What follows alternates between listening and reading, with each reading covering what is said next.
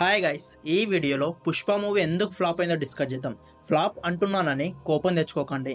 ఈ movie block buster talk వచ్చింది. 2 days లో 400 crores కలెక్ట్ చేసింది. కానీ ఈ మూవీలో కొన్ని సీన్స్ నాకు నచ్చలేవు. నాకే కాదు, చాలా మందికి నచ్చలేవు. ఆ సీన్స్ ఇంకొంచెం బాగా తీసుంటే బాగుండేది. ఆ సీన్స్ ఏంటో ఇప్పుడు డిస్కస్ చేద్దాం. ఫస్ట్ హీరో ఇంట్రడక్షన్ నాకు నచ్చలేదు. హీరో ఇంట్రడక్షన్ జపాన్ లో స్టార్ట్ అవుతుంది. హీరో 40 days కంటైనర్ లో ఉంటాడు. 40 days కంటైనర్ లో ఎలా ఉంటాడు? అసలు లాజిక్ అని ఉందా? వాటర్ ఎలా, ఫుడ్ ఎలా, 1కి 2కి ఎలా పోయాడు?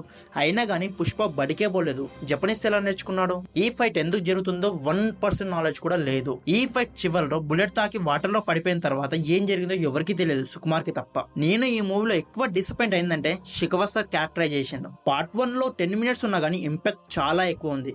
పార్ట్ 2 లో ఫస్ట్ నుంచి లాస్ట్ వరకు ఉన్నా గానీ జోకర్ లాగా ఉంటాడు కానీ విలన్ లా ఉండడు. ముఖ్యంగా ఇంటర్వెల్ సీన్ అయితే ఎంత లేకీగా ఉంటాడంటే ఉచ్చబోస్తాడు. ఇంత లేకీ సీన్ సుకుమార్ కి ఎలా రాయాలనిపించిందో, ఫాద్ ఫాసిల్ ఎలా ఒప్పుకున్నాడో నాకు ఇంకా అర్థం కాలేదు. ముఖ్యంగా ఈ సీన్ వల్లే మలయాళంలో ఈ మూవీ ఫ్లాప్ అవ్వబోతుంది. మలయాళంలో ఎవరు చూడట్లేదు. కలెక్షన్స్ చాలా డ్రాప్ అయిపోయాయి ఫస్ట్ డేకి సెకండ్ డేకి. ఇంటర్వెల్ లో ఇంత అవమానం జరిగాక ఇంటర్వెల్ తర్వాత ఆపుతాడంటే మళ్ళీ జోకర్ అవుతాడు. ఇలా ఫాద్ ఫాసిల్ ని జోకర్ చేయడం నాకైతే నచ్చలేదు. నెక్స్ట్ వచ్చేసి నదిలో లారీలో పోయేసింది. ఇది ఎక్కడ లాజిక్ నాకైతే తెలియదు. నది అంటే సేమ్ డాంబర్ రోడ్ లెక్క ఉంటుందా? గుంతలు, ఎత్తులు, రాడ్లు, జలపాతాలు ఇవన్నీ ఉంటాయి కదా, దానిపైన లారీలు ఎలా పోతే నాకైతే తెలియదు. నెక్స్ట్ వచ్చేసి deleted scenes. 1 year back glimpse వచ్చింది, గుర్తుందా మామ? ఆ గ్లిమ్స్ లో పుష్పాన్ని చూసి పుల్లే 2 అడుగులు వెనకేస్తుంది. ఆ సీనే కాదు, ఆ గ్లిమ్స్ లో వచ్చిన మొత్తం కంటెంట్ ని డిలీట్ చేశారు. అండ్ ట్రైలర్ వచ్చిన చాలా సీన్స్ ని కూడా డిలీట్ చేశారు. మీరు డిలీట్ చేద్దాం అనుకుంటే ఎందుకు రిలీజ్ చేశారు? అవి చూసి ఏదో ఒక ఎక్స్పెక్టేషన్ పెట్టుకుని మూవీకి వెళ్తారు కదా. తీరా సీన్స్ లేకపోయేసరికి ఎంత డిసప్పాయింట్ అవుతారు. నేనైతే ఆ పోలీస్ సీన్ కోసం చాలా ఎక్స్పెక్ట్ చేశా కానీ అది లేకపోయేసరికి చాలా డిసప్పాయింట్ అయ్యా. ఇప్పుడు నేను చెప్పబోయే పాయింట్ అయితే ఈ మూవీకే వరెస్ట్. అదే శ్రీవల్లి పుష్పరాజ్ మధ్య వచ్చే ఫీలింగ్స్. ఈ సీన్స్ ఎంత ఓవర్ గా ఉంది అంటే కాలు పట్టుకున్న ఫీలింగ్స్ వస్తాయి, ముట్టుకున్న ఫీలింగ్స్ వస్తాయి.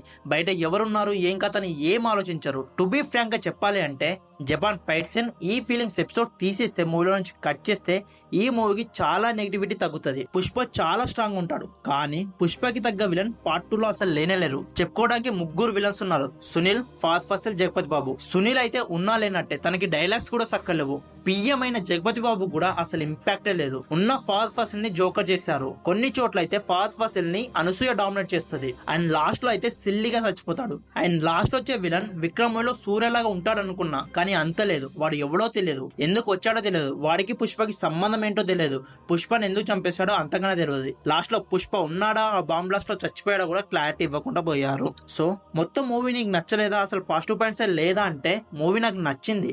ముఖ్యంగా పుష్ప కూలని విడిపించే సీన్, ఆ ఇంటర్వెల్, ఫార్నర్ తో డీలింగ్ సీన్, జాతర episode, climax fight and last లో వచ్చే ఆ ఎమోషనల్ సీన్ అయితే పిచ్చగా నచ్చింది. కానీ సుకుమార్ లాంటి డైరెక్టర్ ఇంత చిన్న లాజిక్స్ మిస్ అయ్యి ఇలాంటి సీన్స్ తీస్తాడని అస్సలు ఎక్స్పెక్ట్ చేయలేదు. కానీ ఈ మూవీలో ఇంత నెగిటివిటీ ఉన్నా జస్ట్ అల్లు అర్జున్ తన పర్ఫార్మెన్స్ తో నెగిటివిటీని ఓవర్కమ్ చేసి బ్లాక్ బస్టర్ టాక్ తెచ్చాడు. ఈ మూవీలో అల్లు అర్జున్ పర్ఫార్మెన్స్ కి ఆస్కార్ ఇచ్చిన తక్కువే. So that's the video guys. ఈ వీడియో మీకు ఎలా అనిపించింది? పుష్ప మూవీ మీకు నచ్చిందా నచ్చలేదా కామెంట్ చేసి చెప్పండి. ఈ వీడియో కనుక నచ్చితే ఈ వీడియో ఒక లైక్ చేసి ఇలాంటి మరిన్ని మంచి వీడియోస్ కోసం మన ఛానల్ ని సబ్స్క్రైబ్ చేసుకోండి.